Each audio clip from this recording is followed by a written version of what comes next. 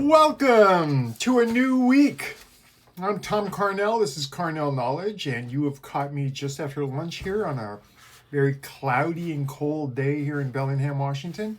I'm here to do what we always do this time of day. Talk a little bit about some movies, some books, and some music recommendation. As a word of biography, I was a buyer for major record stores like Tower and Record Factory and Warehouse for about 20 years. I published and wrote a lot of most of Carpe Noctem, which was a dark art publication back in the 90s. And then I wrote for Fangoria and Dread Central and TwitchFilm.com for like 20 years off and on. I'm now an author. You can go to my Amazon page and find all sorts of books and short story collections and novels. And there's 3 interview books from the Carpe Noctem years there. Please remember to watch this video to the end. It helps me with the algorithm. And if you go into the description down there, you will find links to not only the trailers for all of the films I'm talking about, but the links to Amazon so you can pick up these books that I discuss, or there are YouTube playlists for the entire albums that I mentioned. So don't just take my word on all this stuff. Go down there, check it out, judge for yourself. You're the best arbiter of what happens. We are going to start here with some movies. This is available as most of what I talk about here. I try to make it available for you guys so it's easy to get your mitts on. This is on Tubi. It's a documentary. It's called Spine Tingler, the William Castle story. It's from 2007.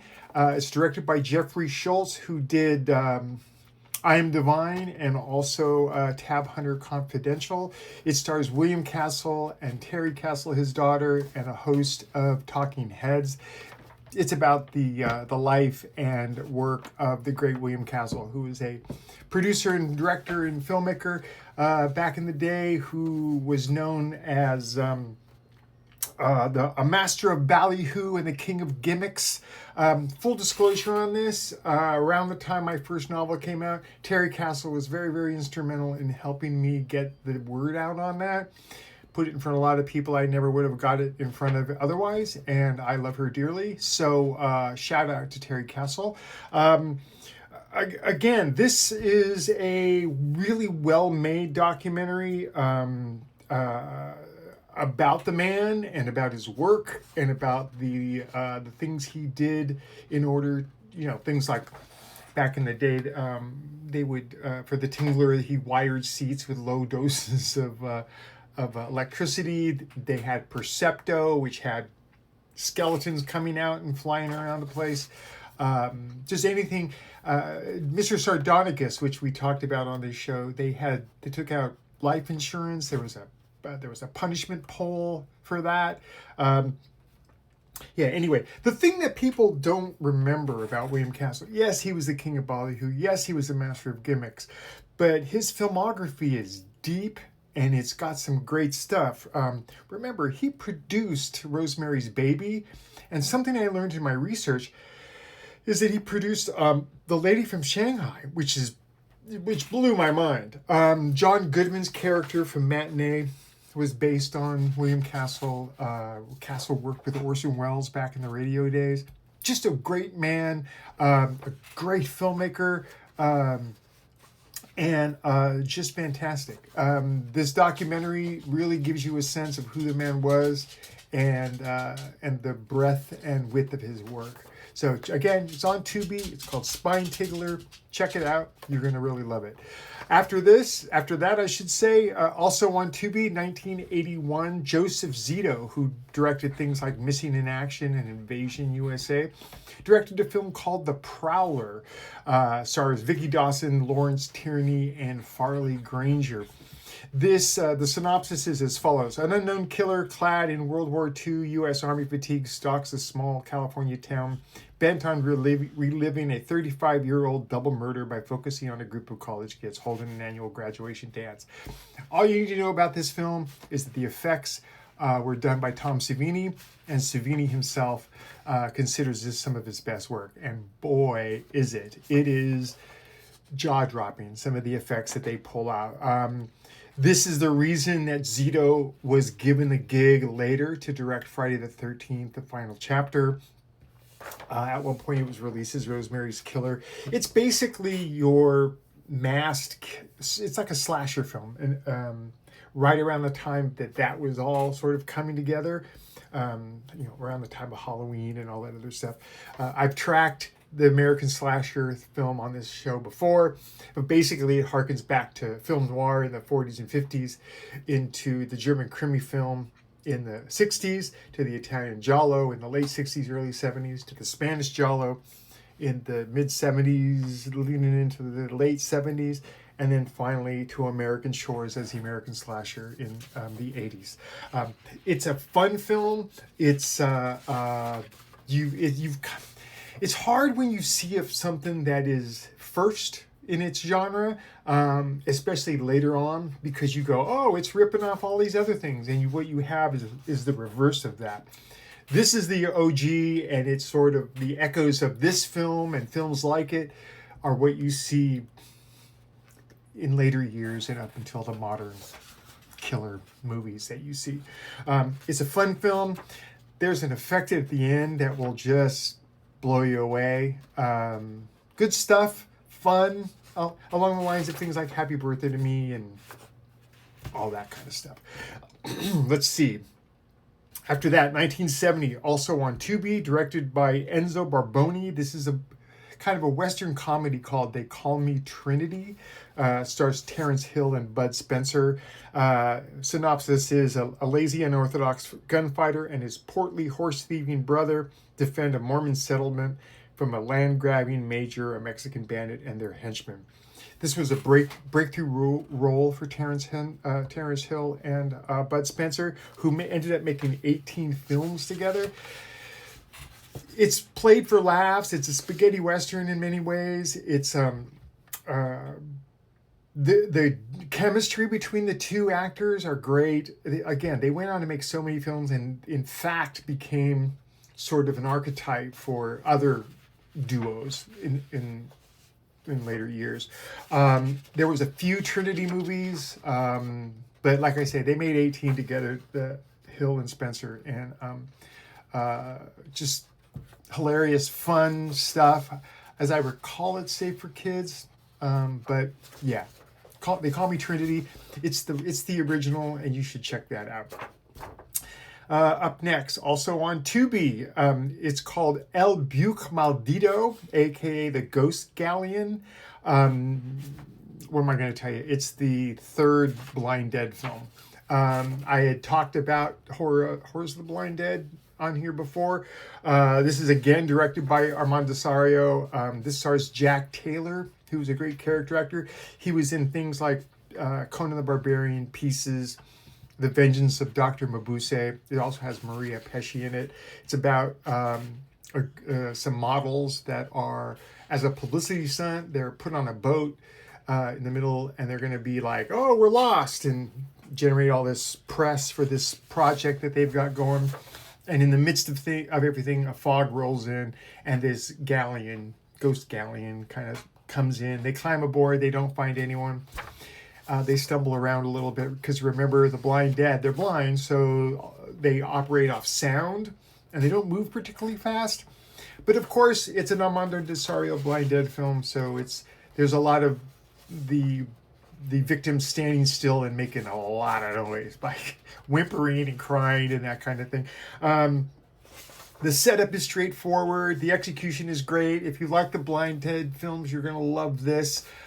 This is not my favorite Blind Dead film. I think the second one, which I'll get to at some point, is my favorite. But it's got a great setup. The mood of the boat adrift in a foggy night is excellent. And of course, the Blind Dead are suitably menacing, albeit slow and plodding. Good fun. A good movie to watch with your friends, and again, it's on Tubi, so check it out. And then finally, I have Giornata NERA per Lariette, aka The Fifth Chord. It's also available on Tubi. Directed by Luigi Bazzoni, who did the Giallo Footprints on the Moon. Stars Franco Nero from Django, Sylvia Monti, who is in a lizard, Lucio Fulci's a lizard in a woman's skin, and Wolfgang Preis. It has to do with a maverick, hard-drinking journalist pursuing a killer who is targeting acquaintances of his, prompting the police to brand him a suspect in their investigation. This is a seminal Poliziotteschi, which is an Italian crime film. It draws heavily from things like Dirty Harry and The French Connection and Serpico and The Godfather, all of that kind of thing. They were big in the States and in the rest of Europe, and so Italy wasn't far behind. They tend to do that. They latch on to genres and subgenres and make their own versions. It's kind of like Violent City. It's kind of like Live Like a Cop, Die Like a Man. Franco Nero is suitably grizzled and, you know, slapping people around and all of this stuff. It's great fun. Again, if you're interested in Poliziotteschi, this is required viewing, and I don't think enough people talk about it. There's a great documentary on Tubi about the Poliziotteschi that I've talked about in previous episodes. So there you go. Moving on to books. Got a lot of stuff here. Let's start here. 2022, the great Alan Moore did a short story collection, because you know my love of short story collections, and there's a few of them in this list, called Illuminations. It spans 40 years of work. Alan Moore presents a series of wildly different and equally unforgettable characters who discover, and in some cases even make and unmake, the various uncharted parts of existence. I came to this with such high expectations. I'm a huge Alan Moore fan of his comics. This book kind of gets by on his rep. I found a lot of it disappointing. I found a lot of it very long-winded and needlessly wordy. The stories were okay. The read was interesting, but there were a couple of times where you check your watch and you're like, so when are we going to wrap this up or what? There you go. I do like Moore's work. I just think this was. I don't want to use money grab, but it's kind of like, well, let's gather a bunch of his old stuff together. We'll slap a cover on it, and we'll see who salutes. But yeah, take that all for whatever you will. Next, Michael T. Huyck doing World's Fair from 2023. Synopsis is a little long, but I'll try to get through it. Daryl sees dead people everywhere. Until now, it was his way of making a living, but competing causes will use Daryl's skills for their own purposes. These organizations are all focused on changing the world, past, present, and future, to meet their needs, and Daryl is key to achieving their goals. Full disclosure, Mike Huyck was the fiction editor on Carpe Noctem. He's a good friend, and take that and sort of stick that in your brain a little bit, and we'll go ahead with that. I did everything I could to be objective about this, and I think I was. That said, this is splendidly written. Mike, the depth of the imagination on this was really great. I thoroughly enjoyed it. There's a well-defined world. His writing is evocative. The book is supremely enjoyable. And it's one of those things where you're like, look at you, about a friend who does something really great. World's Fair does it. Lovely, lovely book. Again, highly recommended. After that, let's go to 1962. I had gone through a list of things of like books everyone should read. And, I clipped them off pretty good. I like to consider myself well-read. But I had never read Ken Kesey's One Flew Over the Cuckoo's Nest. So I picked up a copy. I found it to be very different from the film. McMurphy is way less charismatic in the book than he is as Jack Nicholson. The book itself is really well written. It could use a little tightening. I'm not going to lie there. But man, that ending is brutal, just heartbreaking, and Kesey does a great job of making the reader really feel how everyone else at the hospital is feeling. Nurse Ratched is suitably a bitch, but he almost gives her enough motivation so that she you kind of get where she's coming from and her need to impose control over the patients. It was a great read, but I'm not gonna lie. Again, it was pretty depressing. But again, it's one of those books like Catcher in the Rye, which I'll probably do at some point that I just read. It's one of those books that you gotta read and you gotta check it off your list. And luckily, and if you're lucky, it'll be an enjoyable time. And this one definitely was. Let's see. A couple more. 2013, we're going with the great Caitlin R. Kiernan's The Ape's Wife. This is another short story collection. I have some quotes here. The most original and audacious weird writers of her generation, Jeff and Ann Vandermeer, said that. New York Times called Caitlin one of our essential writers of dark fiction, and I wholeheartedly agree. St. Josie proclaimed hers is now the voice of weird fiction. This is Caitlin's 12th collection, and it displays an impressive range. It's well written, it's well plotted. It'll tell you why people are such a depth of loyalty in her fans. Just fantastic. Again, some disclosure, Caitlin wrote for us in Carpe Noctem for a long time. She did a lot of reviews. But yeah, this is a solid collection from a phenomenal writer. Again, interesting storylines, a wide variety of genres. Everything that is handled with aplomb. I think this is a book that I don't hear even short story fans talk about, but I think they should, and that's on them. Yeah, The Ape's Wife, highly recommended. Caitlin R. Kiernan, thumbs up from me.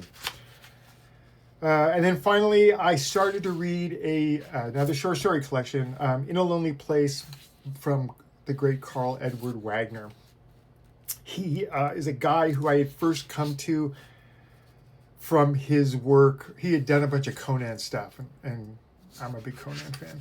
So, but then I heard about this collection, and then I sought it out, picked it up for Kindle for like $10. And so far, I don't know, not even a third of the way through it, but I'm completely enjoying it. Very well written, very well put together. His voice is very engaging, and there's enough there that it tickles not only your fancy, but your imagination, but also your intellect. So I look forward to continuing reading this, and you should too. Moving on to records. We're doing excellent time, by the way. First record is called by the group Commodore. Now be careful here. We're not talking about the Commodores. It's Commodore. And the record is from 2025. It's called Desde El Lado Sur. They're a South American jazz fusion band. Super tight. People have called them Argentina's best fusion band. I kind of agree. These guys are so good. The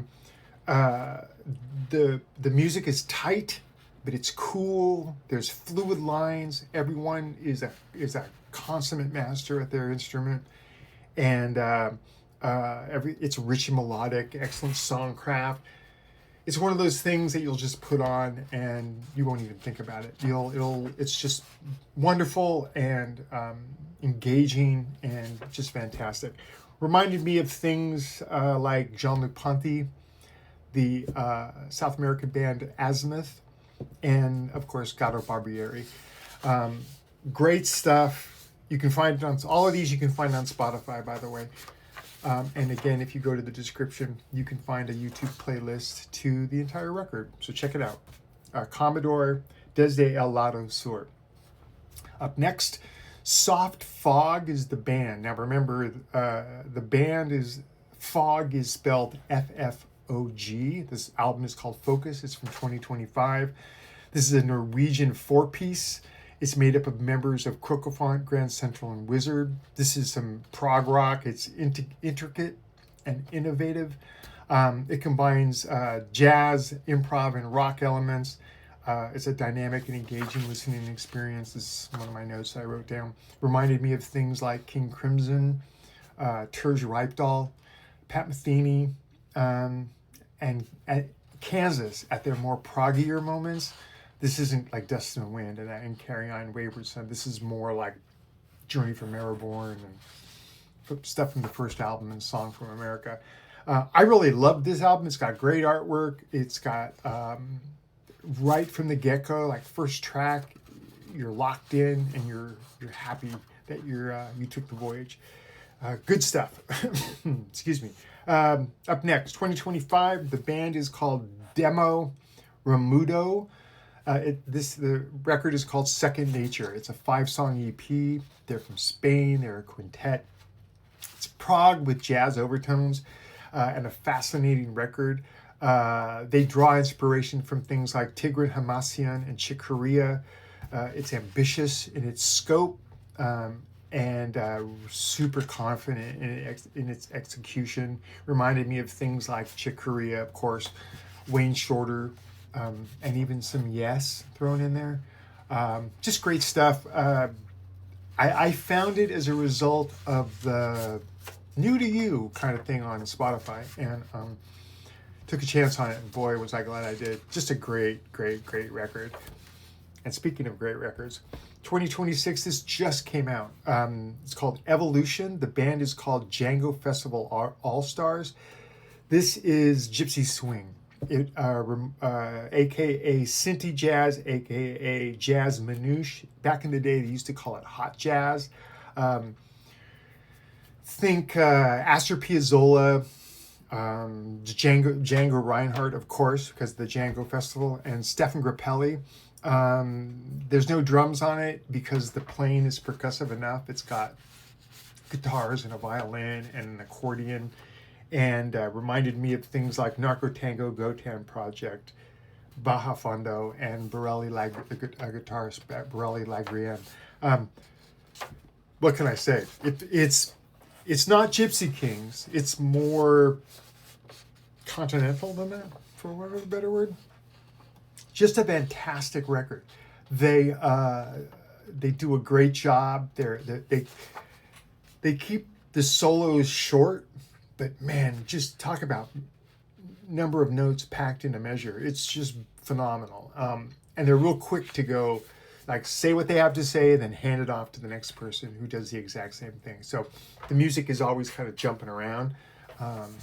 This was a big fan. Probably one of the top records on this list. And then finally, we're going to go with another new record. The band is called Lotus, and the record is called Rise of the Anglerfish. This is, follow me on this one, trip hop meets jazz fusion. They're from Indiana by way. They're now relocated to Philly and Denver. This is super intricate, super complex, very improvisational. That aspect reminded me of things like Fish and stuff like that, like jam bands. But this has a real solid beat to it. Blends funk, jazz rock, and electronics. The things it reminded me of, I'm going to read them off because there was a lot of them. Papadasio, STS9, aka Sound Tribe Sector 9, someone I covered in the past episode. Chalk Dinosaur Talk, Disco Biscuits, The Orb, Aphex Twin, and Trans Am, Tortoise, and I'm going to also sprinkle a little Talking Heads in there. Just fantastic. Again, something that I came upon on someone's list, and it was either that or a new release, because I check new releases every week and just add things ad hoc. So just fantastic. Good stuff. Again, Lotus, Rise of the Anglerfish. Description, YouTube playlist. Check them out yourself. I think you'll really like them. And that's going to do it for a Monday. In and out, 24 minutes, no one got hurt. Please go to my website and check out all of that stuff. It's at tomcarnell.com. There's pages on all the books. There's some free stuff in there as well. There's episodes of an old podcast I did called The Bonus Material that has interviews with a lot of really cool people. Yeah, that's going to do it. I will be back on Wednesday with a whole new batch of stuff. And then again on Friday. I do this every week, Monday, Wednesday, Friday. I release them first thing in the morning. And I hope you're enjoying it. Please do me a favor. Like the video, comment on the video. I'm really quick to answer. Subscribe to the channel. That really helps me out with the algorithm. And by all means, share the link above to your social media. And hopefully we can get this channel to grow.